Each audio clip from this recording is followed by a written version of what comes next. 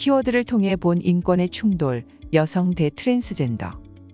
이 칼럼은 월드뷰 9월호에 실린 칼럼으로 한길교회 교육전도사인 허성경 전도사가 쓴 칼럼입니다.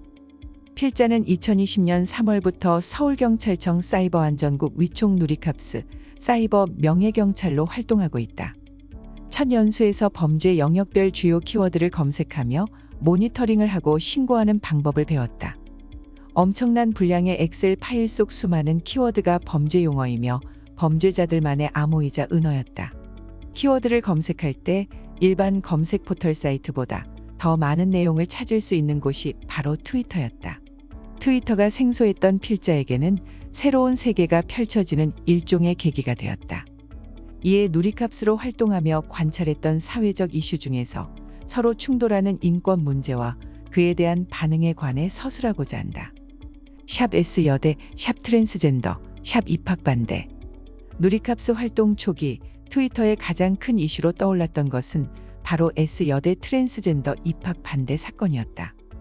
한 학생이 2019년 태국에서 성전환 수술을 받은 이후 수능에 응시하여 2020학년도 S여대 법학과 정시 모집에 합격한 것이 2020년 1월 말 세상에 알려졌고, 당시 학내에 입학 반대 대자보가 붙으며 입학 찬반 논쟁 단톡방과 입학 저지를 위한 단톡방 등이 개설되었다.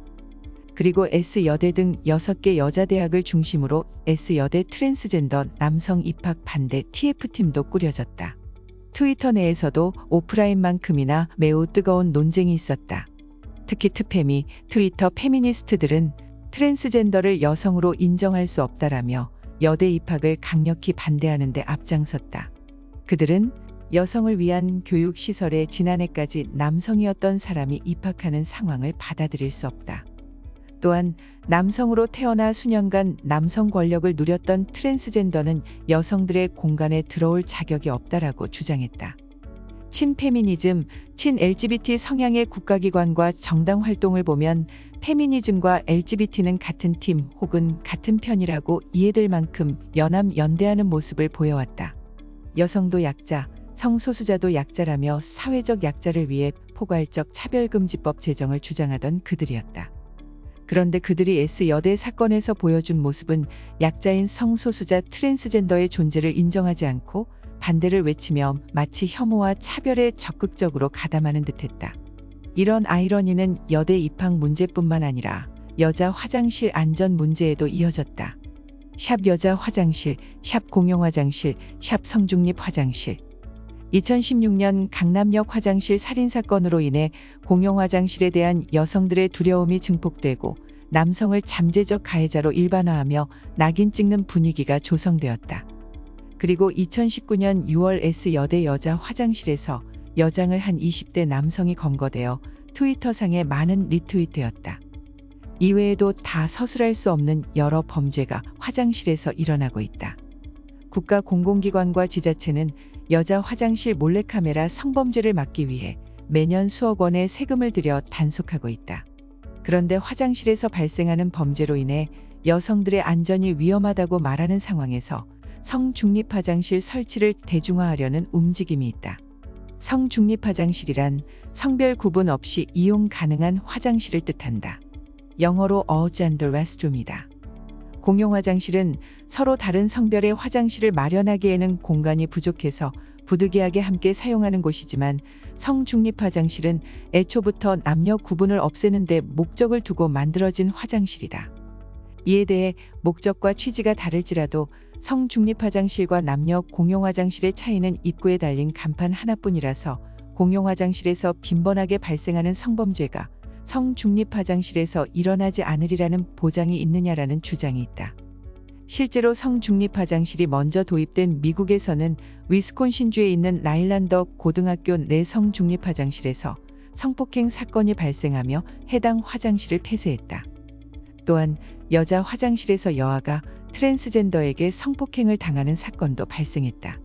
캐나다의 대학교에서는 성중립 화장실에서 남학생들이 여학생들의 샤워하는 모습을 불법 촬영해 물의를 빚기도 했다. 성중립 화장실 사용을 통해 성소수자들의 인권이 개선되고 사회적인 시선이나 차별로부터 자유로워진다고 주장할 수 있지만 한편으로는 범죄의 사각지대로 전락하거나 범죄의 피해자를 낳을 가능성도 분명 존재하는 것이다. 모든 성별이 자유롭게 이용 가능한 화장실이라면 그만큼 불법 촬영을 목적으로 카메라를 설치하는 게 더 쉽지 않을까? 화장실 안전에 대해 두려워하면서도 성소수자 인권을 위해 성중립 화장실을 대중화하려는 포괄적 차별금지법 제정 촉구를 하는 그들은 여성의 안전과 성소수자의 인권 그 사이에 애매하게 서 있는 것이다. 샵 여탕, 샵 성전환 수술, 샵 쉬멜. 2021년 6월 LA 한인타운 위스파 찜질방에서 성전환 수술을 하지 않은 남성 트랜스젠더가 여탕에 출입한 사건이 있었다. 당시 상황을 담은 이 영상 속에서 한 여성은 미성년 아이도 많은데 그 남성은 성기를 그대로 드러낸 채 여성 구역을 버젓이 돌아다녔다라고 환불을 요구하며 항의하는 모습이었고, 스파 직원은 성 정체성에 기반한 차별을 금지하는 법에 따라 남성이 스스로를 여성이라 주장하는 경우 여탕 입장을 허가할 수밖에 없다라고 했다.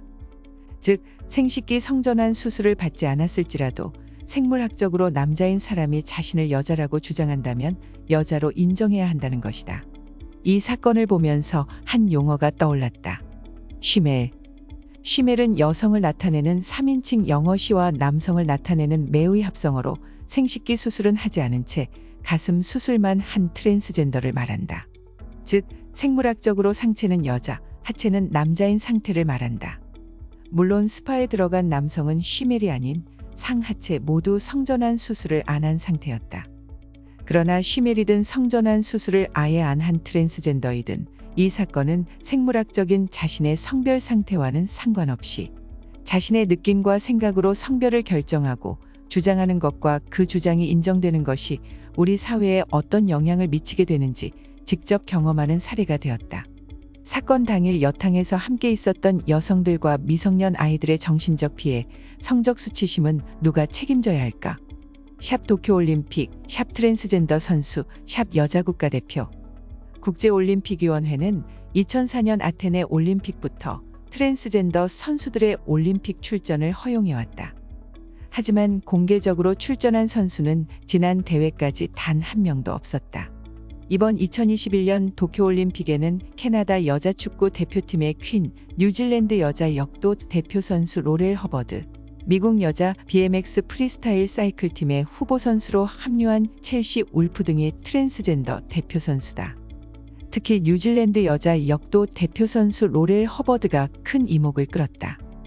허버드는 2013년 트랜스젠더가 되기 전까진 남자 역도 경기에 출전했다.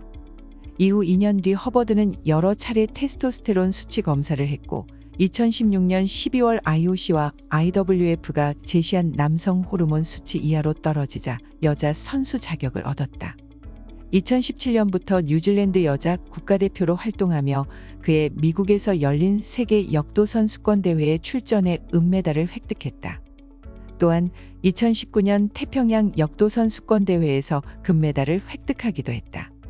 당시 대회에 참석했던 다른 여자 선수들은 부당함에 항의하기도 했다. 이러한 트랜스젠더 선수들에 대하여 많은 비평가는 남성으로서 사춘기를 겪은 사람의 뼈, 근육 밀도의 증가와 같은 생물학적 이점을 지적하며 여성 선수와 형평성이 맞지 않는 시합에 대한 우려를 표하고 있다. 포괄적 차별금지법 여성 LGBT.